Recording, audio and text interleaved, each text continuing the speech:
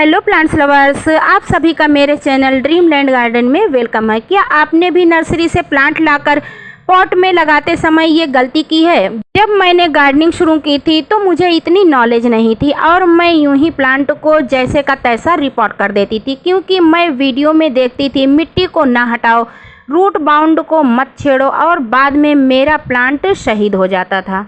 देखिए हमारे प्लांट की मिट्टी कितनी चिकनी है। जब इसे आप अपनी उंगलियों में दबाएंगे तो आपको पता चलेगा मिट्टी क्लेई है या बलुई। अगर बलुई है तो आप प्लांटों को ऐसे ही रिपोर्ट कर सकते हैं। लाल मिट्टी चिकनी होती है तो इसमें जड़ें बताइए कैसे सांस ले पाएंगी और आगे कैसे फैलेंगी। इसके लिए वेल ड्रेन मिट्टी होनी चाहिए। मैं प्लांट को नर्सरी से लाने के बाद इसी चिकनी मिट्टी के साथ ही पहले रिपोर्ट कर देती थी, जिससे मेरे बहुत सारे महंगे महंगे प्लांट इसी कारण सूख गए। इसलिए जो गलतियां मैंने की हैं वो गलतियां आपसे ना हो, इस वीडियो का मोटिव भी यही है। लाल मिट्टी और जड़ों में फंसा नेट पॉट ये आपके प्लांट की ग्रोथ को रोक सकता है। ये देखिए मैं लाई हूँ एक बहुत ही खूबसूरत सा गुड़हल का प्लांट जो कि लाल मिट्टी में लगा हुआ है। हम इनकी जड़ों से हल्की हल्की मिट्टी धीरे से हटाकर पानी में भिगा देंगे, जिससे इसकी जड़ें बहुत ही आसानी से भीग कर निकल जाएंगी। जब तक ये पानी में डूबा हुआ है हम मिट्टी को तैयार कर लेते हैं। लिया है एक हिस्सा बालू रेत वाली मिट्टी, थोड़ा सा हमने लिया है केले के छिलकों का पाउडर, 1 चम्मच के करीब नीम खली, 1 चम्मच कैल्शियम के लिए चाक का पाउडर, 2 चम्मच बोर्नीमील और 1 मुट्ठी वेस्ट टी लीफ ले रखिए। 1 चम्मच लेंगे हम सरसों खली का पाउडर। इन सभी को बहुत अच्छे से मिक्स कर लेंगे। अब प्लांट को रिपोर्ट करने के लिए हमेशा वेल ड्रेन पोरस मिट्टी तैयार करें और ऑर्गेनिक फर्टिलाइजर का ही यूज़ करें। कभी भी केमिकल फर्टिलाइजर इसमें यूज़ ना करें। चलिए अब हम प्लांट को पानी से निकाल लेंगे। निकालने के बाद हमने इसमें नेट पॉट फंसा हुआ देखा। अगर हमने इन्हें ना देखा होता तो इन्हें हटाते भी ना और इसी के साथ हम रिपोर्ट कर देते, जिससे हमारा प्लांट इसी में जड़ें फैलाता रहता और आगे चलकर हमारे प्लांट की जड़ें डैमेज होने लगती।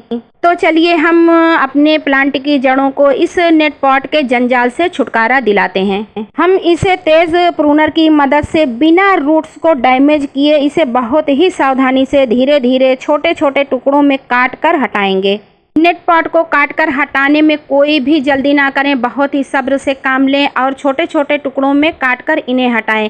अगर हम तेज़ी करेंगे, जल्दबाजी करेंगे तो प्रूनर से हमारे प्लांट की जो नाजुक और नई नई ग्रोथ वाली जड़ें हैं वो डैमेज हो जाएंगी और हमारा प्लांट सूख भी सकता है।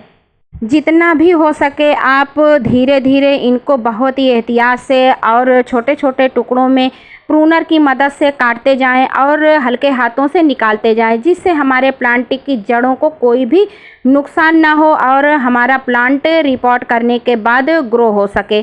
देखिए जड़ें तो बहुत अच्छी हैं, लेकिन लाल मिट्टी में लगे होने की वजह से इनकी जड़ों में बिल्कुल भी ग्रोथ नहीं हो रही है, सारी ग्रोथ रुक गई है। मुझे इसका नेट पॉट हटाने में करीब 15 मिनट लग गए। जितनी भी नानी बुआ जितने भी रिश्तेदार थे सभी याद आ गए। इसी पॉट में मैं अपने प्लांट को रिपोर्ट करूंगी। पॉट के ड्रेनेज को या तो आप इकड़ी की मदद से बंद करें या किसी कपड़े के टुकड़े की मदद से इसको ढक दें, जिससे डायरेक्ट हमारा फर्टिलाइज़र और मिट्टी वाटरिंग के टाइम बाहर ना निकलने पाए। हमने कुछ जो मिट्टी अपने फर्टिलाइज़र वाली तैयार की थी उसी को आधा पॉट फिल करके प्लांट को खूब केयरफुली गमले में लगा दिया है और ऊपर से मिट्टी को फिल कर दिया है।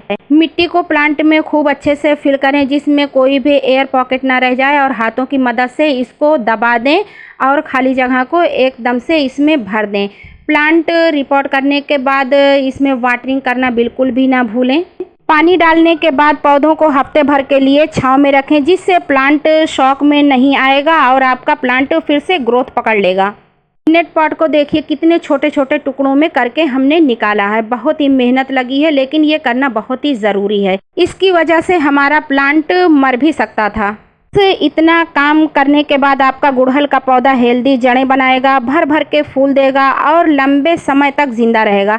याद रखिए, सही तरीके से ट्रांसप्लांट करना ही आपके पौधे की लाइफ लाइन है। अगर आप भी गार्डनिंग करते हैं तो आप भी इस ट्रिक को ज़रूर अपनाएं। वीडियो अच्छा लगा हो तो लाइक कर दें, दोस्तों में शेयर करें। ऐसी ही नई नई और इंटरेस्टिंग जानकारियों के लिए मेरे चैनल को सब्सक्राइब ज़रूर कर लीजिए, ताकि आपके प्लांट हमेशा हरे भरे और फ्लावरिंग से लदे रहें और आपका प्लांट भी हेल्दी रहे, प्लांट की ग्रोथ भी होती रहे और आपकी बगिया हरी भरी महकती रहे।